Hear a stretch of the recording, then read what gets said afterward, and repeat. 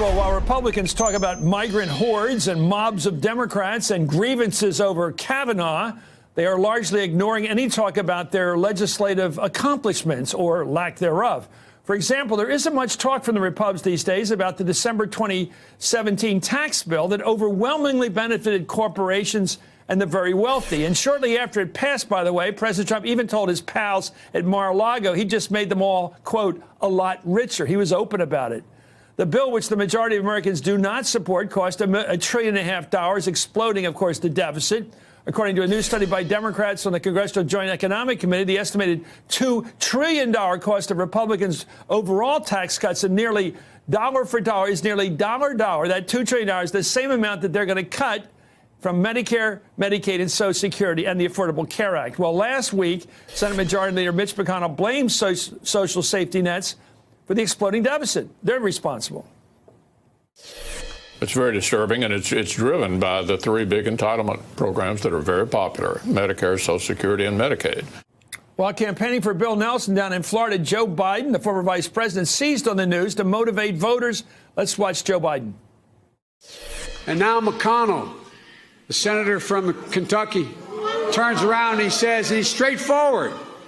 He said, we've got this gigantic debt now. We have to cut Social Security and Medicare and Medicaid. Folks, they're being straight up about it. They're coming at it. This is what people desperately need, and they've never been able to take away from us before. And I want to tell you something. If Bill does not win and we don't take back the House and Senate, they will take it away. Well, that guy knows how to talk like a regular guy in the corner. So the guy turns around and he does this. This is so... Madeline Dean, thank you so much. You're a state representative from Montgomery County, Pennsylvania, the 4th Congressional District. You're running there. Let me ask you about this amazing move. They cut taxes for the very wealthy, and then they say, oh, we got this big deficit problem we didn't notice before, so we got to fix the deficit problem, which was caused by the tax cuts, by cutting Social Security and Medicare. It's pretty broad daylight robbery. Your thoughts? Well, this is not my grandfather's Republican Party, I'll tell you that. But it is the playbook that we're seeing. It's a pretty despicable playbook. Give away more than $1 trillion, explode the deficit, then pretend they didn't do that and say, oh, my goodness, the only thing we can do then is to cut Medicare, Medicaid, Social Security, your health care under the Affordable Care Act. It's a very despicable play. It's transparently wrong for America, and that's one of the reasons I'm running for Congress. You know, people went to college. I've looked at the latest numbers, and you know them, Representative, what happened at 16. People that went to college tended to be more for against Trump. Those who didn't go to college or for him. Why would a working class person, a regular person who didn't get a college break in their life, why would they be for Trump? What's the break they get out of it? I don't. Well, you tell me how they explain it to you, if they do. Well, what I can tell you is what I see at the doors. And with middle-class working people, they're caring about their families. They're worried about health care. Number one, bread and butter issue as I knock on doors, they're worried about health care. What are you going to do? Don't tear down the Affordable Care Act. Don't repeal it. Make sure you protect pre-existing conditions. Can my kids stay on my policy till they're 26? Can you do something to reduce the price of prescription drugs and make health care affordable to all? So working families, that's what they care about. And they bring that up to you. The direction of this administration. Yeah, they don't. It's really important to me. You're really reporting this to me. So when you knock on doors, which I love the fact you're doing, they actually said, let me tell you, Madeline, this is what I care about. And that's what they say. That's what they say. That's what they care about. They're worried about their kids. They're worried about their parents. They're worried about the affordability and the access to excellent health care. They know that how well they're able to keep their family healthy will determine their future, will determine their economic status. That's the number one bread and butter issue at the doors. The second issue at the doors, Chris, that I think you're going to be very familiar with. I was knocking on doors in Twickenham and got caught in the rain, and I said to a gentleman, what do you care about? Here's why I'm running. What do you care about? And the man said to me a single word: decency. Will you bring back decency to public service? Well, I went to high school in your district. I care about LaSalle High School is right in your district. Your kids go. Let me just tell you, I was with my high school teachers this week. I have some high school teachers I spoke with on Saturday. They said they can't get their kids to behave because the kids say the president doesn't. He makes fun of people, their looks. They call people's names. It's horrible. It's permeating right down to the reality of the kids we're raising. This president is a bad example. Thank you for saying that so much. State Representative Madeline Dean, running for the United States Congress in Montgomery County, Pennsylvania. For more right now, I'm going to bring in Thank you. the great, I have to say, the great Anthony Scaramucci, author of the new book, Trump, the Blue-Collar President. Mooch, I love this idea because I don't know the answer, but I guess I do. David Brooks in his column today say the culture's more important than economics. Is that why this nationalism of Trump's, this concern about the caravan, all that stuff, is that outselling people's basic bread and butter concerns the representative just gave us about their Social Security when they retire, their Medicare, their Obamacare every day of their lives?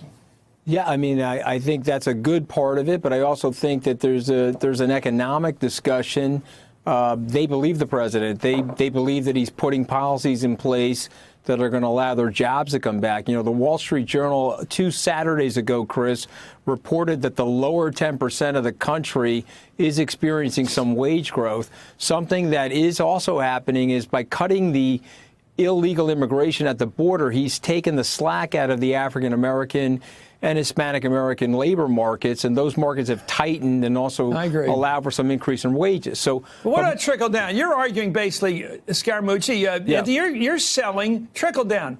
That means if you give huge tax cuts to the Mar-a-Lago crowd, some economic potential will drip down to the regular people. That's what you just said. That's my piece on the increase in wages is from the immigration. I'm not selling trickle down. I'm not one of those trickle down sort of people, frankly. I was more in the camp of pay as you go. You're old enough to remember the pay as you go legislation that Dick Dorman put in place for George Herbert Walker Bush, where they put some guardrails on the Congress, and Bill Clinton adhered to the pay as you go legislation. Yeah, I'm old enough to remember 1990. That's not like 100 years ago. All right, but you know, I think you're old enough to remember too, Scaramucci. Yeah, I am old enough to remember. I had before the late. You talk about the late Dick Dorman, great person, very smart guy.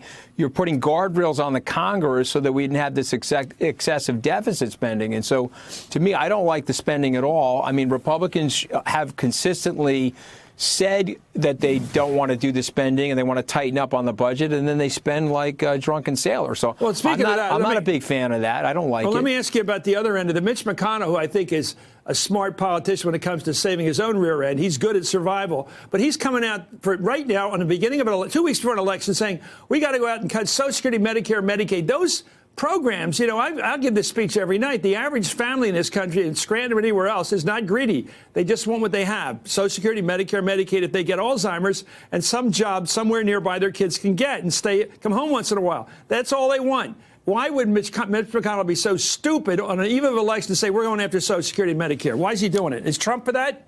You know, I actually think if you ask the president directly, he's probably not for it. He always talks about trying to take care of everybody. I think Mitch is basically trying to galvanize his base. I think this nonsense with the caravan is base galvanizing. I don't like the transgender thing. They float the transgender thing to further galvanize the base. So those things I'm not in love with. But what I do try to describe in the book, and you sort of grew up like I did. I grew up in this middle-class family. My dad was a blue-collar laborer for a good part of his life, an hourly worker. And I talk about how we grew up, and I talk about how my cousins, one's a clamor, one's in auto glass installation, they love the president. I'm trying to explain to people. Okay, explain to me why Trump, who grew up with millions of dollars in his kitty, to start with, and he had a golden opportunity. Golden toilet seat. Why is he like a Sinatra figure? Why do people look up to him as like the old days with Sinatra, had all the money in the world, but they consider him one of them? Well, why is Trump one of them? It's a little different. Sinatra grew up in Hoboken. He still thought and spoke like them. It's a little different with the president. The president basically, for whatever reason, in his early life, working with his dad, he developed a knack for these people. I tell a great story in the book where they forgave some rental situations on people that were laid off. It shows a lot of compassion. Again, You don't have to like the president, and you can dispute the president's facts, and we can see 5,000 different facts, inconsistencies. But his base doesn't care, Chris. My message to people that don't like the president, his base likes him. Read my book. At least you'll understand from my book read it. I mean, why he so likes I ask him. you a question. You know? Why didn't you go to the president when Kelly sacked you? Why didn't you go over his head and say, my loyalty is to the president, not to you, Kelly? Why didn't you do that? Not the right thing to do in that situation. He was the White House chief of staff. The president empowered him as the chief of staff. And let's say I did that, and I've got a long-term relationship with the president, and he kept me on the job. Then John Kelly and I would have been warring. There would have been all that nonsensical leaking that goes on that I can't stand.